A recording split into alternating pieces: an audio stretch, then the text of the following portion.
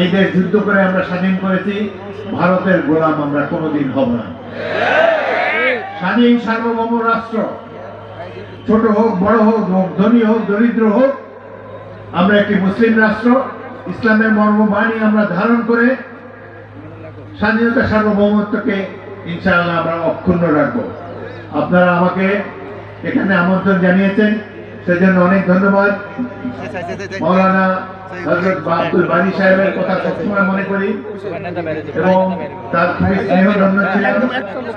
এখন তো আপনারা, আমিও তার বিশেষ কিছু করার সুযোগ নেই, ভবিষ্যতে যদি কোনো কিছু করার সুযোগ আসে সেই জন্য নিশ্চয়ই চেষ্টা করব। আজকে আমি আমার তহবিল থেকে ক্ষুদ্র সামান্য 50,000 টাকার একটি অনুদান ঘোষণা করে যাচ্ছি।